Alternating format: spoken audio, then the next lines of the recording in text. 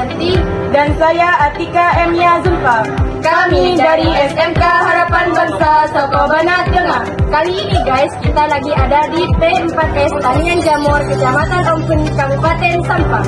Kali ini kami akan memperlihatkan cara proses berbudidaya jamur tiram, mulai dari cara pembibitan sampai pengolahan hasil panen.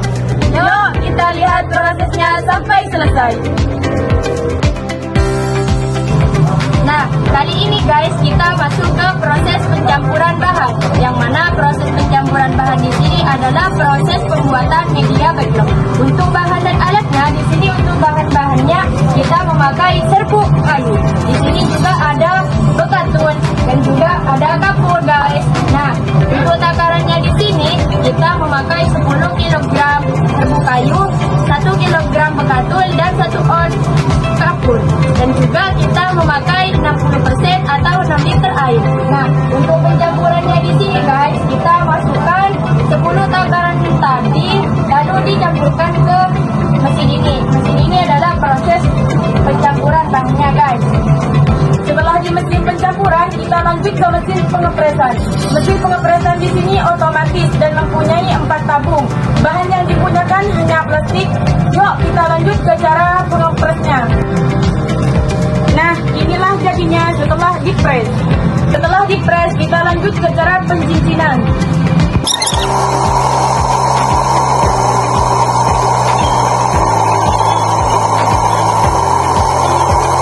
Ya guys, kita ikutin langkah selanjutnya. Langkah selanjutnya di sini kita akan masuk ke proses sterilisasi. Proses sterilisasi ini adalah tujuannya untuk membunuh bakteri yang ada di dalam media backlog. Dan ini guys, mesinnya besar sekali ya. Nah, ini untuk proses sterilisasi ini kita membutuhkan suhu 95 sampai 110 derajat Celcius. Nah, untuk waktunya di sini kita membutuhkan waktu 8 sampai 10 jam. Juga menghabiskan 2 tabung gas loh guys. Lanjut ke ruang inokulasi. Ruang inokulasi di sini adalah pemasukan bibit F2 dengan takaran 1,5 sendok atau 10 gram. Bahan dan alat yang digunakan di ruang inokulasi: plastik, sendok, mangkok, bunsen, alkohol, spiritus, alat penyemprot F2, koran, karet. Sebelum masuk ke ruang inokulasi, kalian harus cuci tangan terlebih dahulu. Kemudian semprotkan alkohol ke tangan supaya terhindar dari bakteri. Kemudian semprotkan alkohol ke mangkok dan sendok dan juga backlog.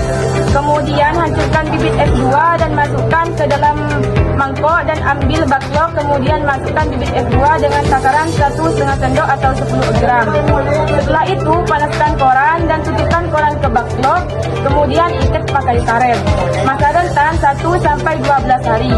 Jika 12 hari tidak ada tanda-tanda pertumbuhan meserium, maka kemungkinan akan gagal. Kita lanjut ke caranya. Pertama-tama kita semprotkan alkohol ke backlog supaya tidak ada bakteri.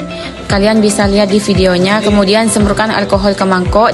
Kemudian bakar sendok di atas api dan taruh di atas mangkok. Kemudian hancurkan bibit F2 dan masukkan ke dalam mangkok. Semprotkan alkohol ke tangan supaya terhindar dari bakteri. Kemudian ambil media backlog dan buka tutup cincin backlog.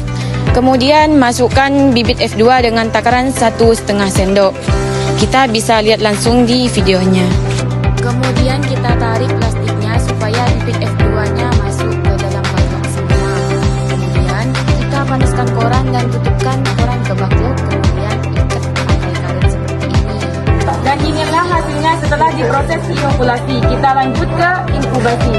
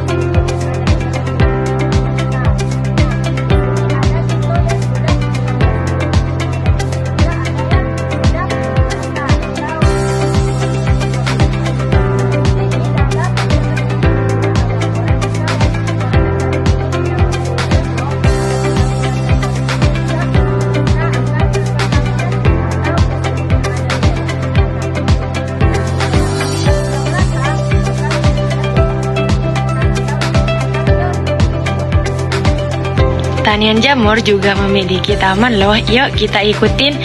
Jangan lupa mampir ya.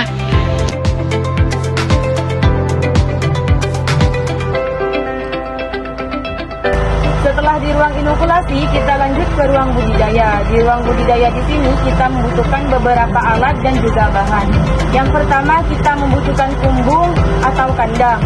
Kandang di sini kalian bisa menggunakan kandang apa saja, tetapi tidak boleh terkena sinar matahari secara langsung atau hujan.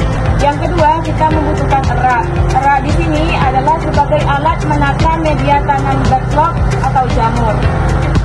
Setelah itu kita lanjut ke penyiraman. Penyiraman di sini hanya membutuhkan embunnya saja. Karena kalau disiram langsung dengan air, maka miseliumnya akan hilang dan akan menghambat pertumbuhan jamur. Kita bisa lihat langsung contohnya.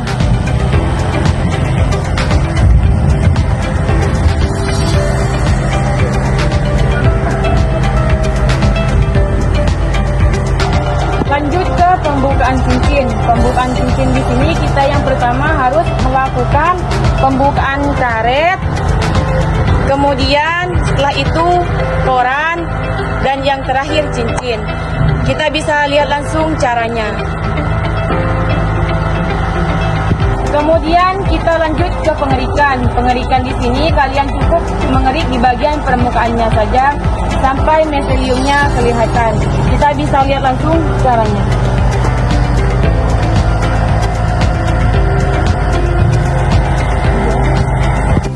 Yang terakhir kita lanjut ke pemanian. Kalian bisa manis jamur jika jamurnya sudah berbentuk datar dan tidak berbentuk lagi. Kita lanjut ke cara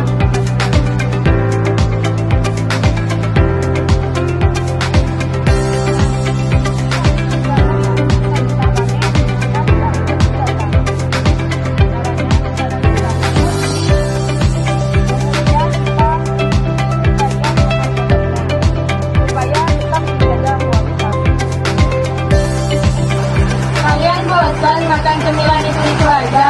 Kita rekomendasiin jamur crispy loh. Kalau kalian penasaran sama rasanya, kalian bisa langsung beli di kampung jamur di desa Ombeng. See you next time.